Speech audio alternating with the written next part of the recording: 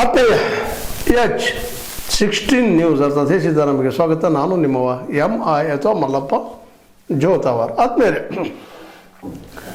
ವಿಶೇಷವಾಗಿ ಈ ಧರ್ಮಸ್ಥಳದ ಬಗ್ಗೆ ಸಾಕಷ್ಟು ಮಾತಾಡಿದ್ದರೂ ಸಹ ರಿಸಲ್ಟ್ ಏನೂ ಸಿಗ್ತಾನೇ ಇಲ್ಲ ಅನ್ನುವಂಥದ್ದು. ಯಾಕೆಂತಂದರೆ ಈಗಾಗಲೇ ನಿಮಗೆ ಗೊತ್ತಿದ್ದಂಗೆ, ನೀವು ಅರ್ಥ ಮಾಡ್ಕೊಂಡಂಗೆ, ಯಾಕಂದರೆ ಇದು ಜನಮಾನಸದಲ್ಲಿ ಹೋಗ್ಬೇಕಾಗ್ಯದ ವಿಷಯ. ಇಲ್ಲೇನು ನಡೀತಾ ಇದೆ ವಿಶೇಷವಾಗಿ ಧರ್ಮಸ್ಥಳದ್ದು ಅಂತೇಳಿ ನಮ್ಮಲ್ಲಿ ಏನಾಗಿಬಿಟ್ಟದಪ್ಪ ಅಂತಂದ್ರೆ, ಒಂದು 4-5 ದಿವಸ 10 ದಿವಸ ಒಂದು ಜೋರ್ಧಾರಾಗಿ ನ್ಯೂಸ್ ಬಂದು ಹೋಗಿಬಿಡ್ತದ. ನಂತರದಲ್ಲಿ ನಾವು ಮರಿತೀವಿ, ನೀವು ಮರೆತು ಹೋಗಿಬಿಡ್ತೀವಿ.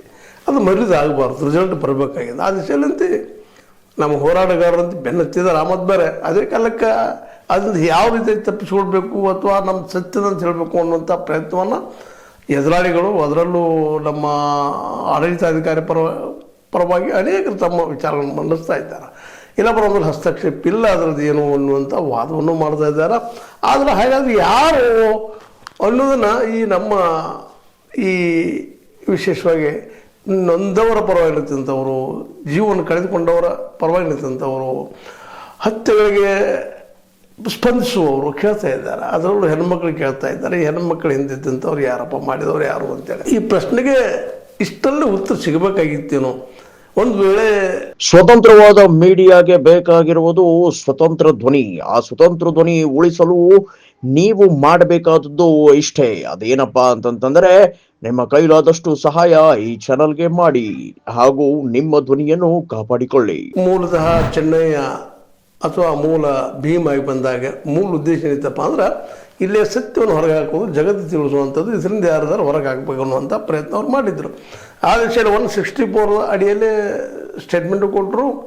ಆದರೆ ಅದರ ಬದಲಾಗಿ ಏನೋ ಒಂದಿಷ್ಟು ನಡೆದು ಕೆಲವು ದಿನ ಭೂಮಿ ಒಂದು 15 ಪಾಯಿಂಟ್ ಮಾಡಿ ಅಡ್ಡೆ ಮಾಡಿ ಒಂದಿಷ್ಟು ಕೆಲವು ಮೂಳಿಗಳು ಸಿಕ್ಕು ಎರಡು ಕಡೆ. ಆ ನಂತರದಲ್ಲೇ ಸಿಗದೇ ಇದ್ದಾಗ, ಸಹಜವಾಗಿ ಏನೂ ಸಿಗದಿದ್ದಾಗ ಒಂದಿಷ್ಟು SIT ಅನಿವಾರ್ಯವಾಗಿ ಚೆನ್ನಯ್ಯರನ್ನು ಎನ್ಕ್ವೈರಿ ಮಾಡುವಂಥದ್ದು ಮಾಡಿದ್ದನ್ನು ನಾವು ಗಮನಿಸಿದ್ವಿ. ಅದರ ನಂತರದಲ್ಲೇ ಇವರು 183 ಅಂಡರ್ದಲ್ಲೇ ಚೇಂಜ್ ಮಾಡಿದ್ದು ತಮ್ಮ ಸ್ಟೇಟ್ಮೆಂಟನ್ನು ನಾವು ಕಂಡುಕೊಂಡಿದ್ವಿ.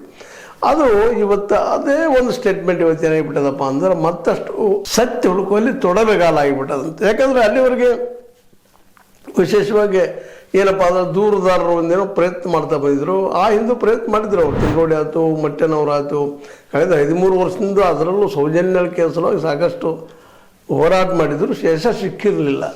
ಯಾಕಂದರೆ ಅದಕ್ಕೆ ಬೇಕಾದ ಸಾಕ್ಷಿಗಳು ಸಿಕ್ಕಿರಲಿಲ್ಲ, ಸಾಕ್ಷಿಗಳು ಇರಲಿಲ್ಲ, ಅಲ್ಲೇ ಸಾಕ್ಷಿಗಳು ಧ್ವಂಸ ಆಗಿದ್ದು. ಸ್ವತಃ CBI ಹೇಳ್ತದೆ ಧ್ವಂಸ ಆಗ್ಯಾವಪ್ಪ, ಸಾಕ್ಷಿಗಳು ಇಲ್ಲ ಅಂತೇಳಿ. ಅದಕ್ಕೆ ಒಂದಿಷ್ಟು ಕಡೆ ಡಾಕ್ಟರ್ ಕಡೆ ಮತ್ತು ಇನ್ನೂರ ಕಡೆ ಬಟ್ಟು ಮಾಡಿದ್ರು, ಇವರು ನೀವು ಎನ್ಕ್ವೈರಿ ಮಾಡಿರಿ ಅಂತೇಳಿ.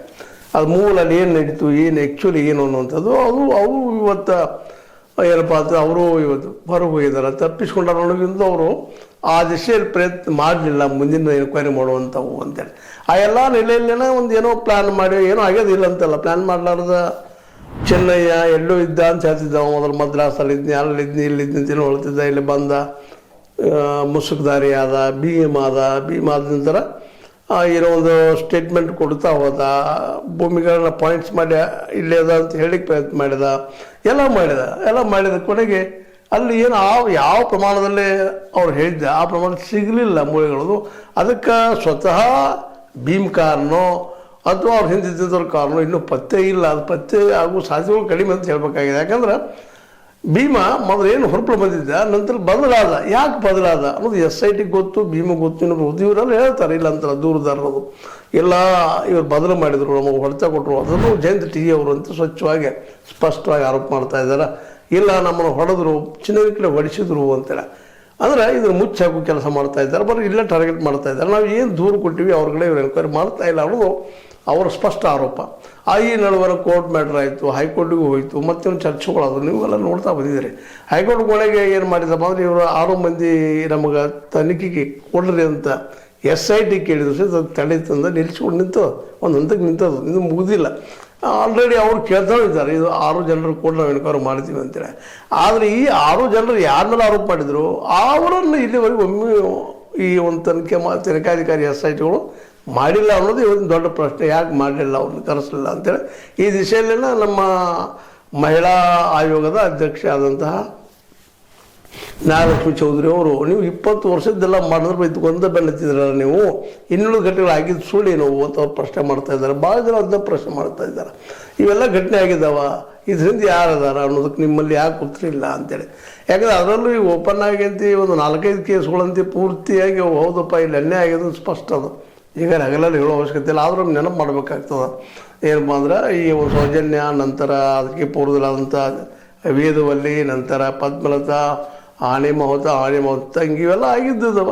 ಇವು ಸಾಕ್ಷ್ಯಾಧಾರಗಳಿದ್ದ. ಇದು ಸಾಕ್ಷಿ ಸಿಗದೆ ಬೀಫ್ ಅಥವಾ ಮಾಡಿ ಸಿ ಕೆಟಗರಿ ಮಾಡಿ ಒಗೆದು ಬಿಟ್ಟಿದ್ದಾರೆ, ಅವತ್ತನ್ನು ಮುಚ್ಚಿಬಿಟ್ಟಿದ್ದಾರೆ. ಬಿಫಾರ್ಮ್ ಮಾಡಿ ಸಿಫಾರ್ಮ್ ಮಾಡಿ ಅವುಗಳನ್ನ ನಮ್ಮ ತನಿಖೆ ಮಾಡಿಸ್ರಿ ಅನ್ನೋದು ಒಂದು ತರಕದ. ಜೊತೆಗೆ ಇನ್ನೂ ಅನೇಕ ಇವು ಹೊಸದಾಗಿ ಇತ್ತೀಚೆಗೆ ಬಾಲಣ್ಣವರು ಮತ್ತು ಕುಸುಮಾವತಿ ಅವರು, ಸೌಜನ್ಯಾಳ ತಾಯಿ ಕುಸುಮಾವತಿ ಅವರು ಇನ್ನೊಂದು ಕೋರ್ಟ್ಗೆ ಹೋಗಿ, ಹೈಕೋರ್ಟ್ಗೆ ಹೋಗಿ ಇಲ್ಲ ಇದು ಏನಪ್ಪ 74 ಏನದಾವ ಅನಾಮಧೇಯ ಶವಗಳು ಏನು ಹೋಗಿದ್ದಾರೆ, ಅದ್ರ ತನಿಖೆನೂ ಆಗಬೇಕು, ಪ್ರತಿ ಸಪ್ರೇಟ್ FIR ಆಗಬೇಕು, ಅದು ಯಾರು ಏನು ಗೊತ್ತಾಗಬೇಕು ಅನ್ನುವಂಥ ಮಾತನ್ನು ಇವತ್ತು ಈ ಕೋರ್ಟ್ ಮುಂದೆ ಇಟ್ಟಿದ್ದಾರೆ. ಕೋರ್ಟು ಡಿಸಿಷನ್ ಕೊಡೋದು ಇಷ್ಟಲ್ಲೇ ನೋಡು ಏನು ಕೊಡ್ತದೆ ಅಂತೇಳಿ.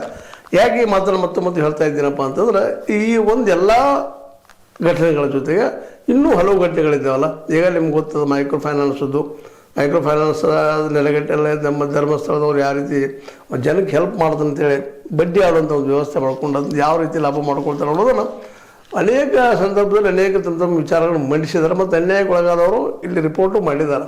ಈ ದಿಶೆಯಲ್ಲಿ ಇಲ್ಲಿ ನಮ್ಗೆ ಅನ್ಯಾಯ ಆಗಿದ್ರಿ, ಹೌದು ಸಾಲ ತೊಗೊಂಡಿದ್ದು ಸತ್ಯ, ಆದ್ರೆ ವಸೂಲು ಮಾಡಿದ್ದೆಷ್ಟು ಏನು ಎಂತು ಬಡ್ಡಿ ಹಾಕಿ ನಮ್ಮನ್ನೆಲ್ಲ ದಿವಾಳಿ ಎಬ್ಸಿದಾರೆ ಅನ್ನುವಂಥ ಮಾತನ್ನು ಯಾವ ಜನ ದುಡ್ಡು ತಗೊಂಡು ಅದರಿಂದ ಅನ್ಯಾಯವನ್ನು ಅನುಭವಿಸಿದಾರೋ ಜೊತೆಗೆ ಅವ್ರು ಕೇಳ್ತಿದ್ದಾರೆ, ನಮಗಾಗಿ ಮಾಡಿದಂಥ ಇನ್ಶೂರೆನ್ಸ್ ದುಡ್ಡು ಇಲ್ಲದ ಮುಂದೆ. ಅದೇ ಕಾರಣಕ್ಕೆ ನಾವು ಉಳಿದಾಯ ಹಾಕಿದಂಥ ದುಡ್ಡು ಇಲ್ಲ ಇಲ್ಲೇ. ಯಾಕಂದರೆ ಗ್ರೂಪ್ ಒಂದು ಹೆಲ್ಪ್ ಗ್ರೂಪ್ ಮಾಡಿಕೊಂಡು ಅದರಲ್ಲಿ 5 ಜನ ಕೊಡ್ಕೊಂಡು ಯಾರೋ ಅದರಲ್ಲಿ ತುಂಬಿದ್ರು ಆ ದುಡ್ಡನ್ನು ಈ ಉಳಿತಾಯ ಖಾತೆಯಲ್ಲಿ ಹಾಕಿದ ದುಡ್ಡನ್ನು ಅದು ಮುರ್ಕೊಳ್ಳುವಂಥ ಒಂದು ಮಾಡೋದರಿಂದಾಗಿ ಅನೇಕರಿಗೆ ಉಳಿತಾಯ ಹಣನೂ ಬಂದಿಲ್ಲ, ಮತ್ತು ಅದು ಹೋಗಿ ಅಲ್ಲಿ ಮುಟ್ಟಿದ್ದನ್ನು ಗೊತ್ತಿಲ್ಲ ಅನ್ನೋ ಇವತ್ತು ತನಿಖೆ ಆಗಲಿ ಅನ್ನುವಂಥದ್ದು ಮಾತು.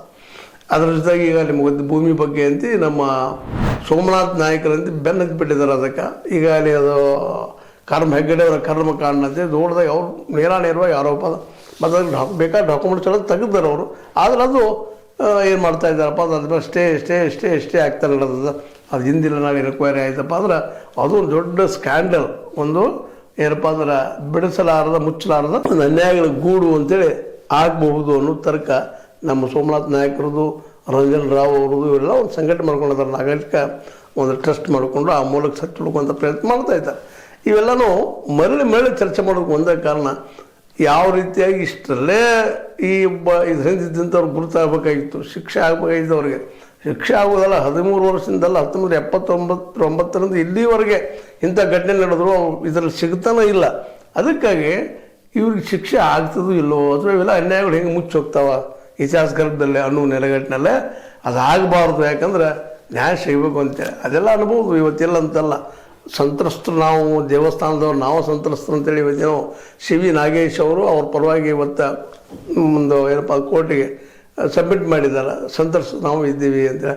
ಅದು ನಮಗೂ ಅನ್ಯಾಯ ಆಗಿದೆ, ಸುಮ್ಮನೆ ಆರೋಪ ಮಾಡ್ತಾ ಇದ್ದಾರೆ ಎಲ್ಲರೂ ಅಂತೇಳಿ.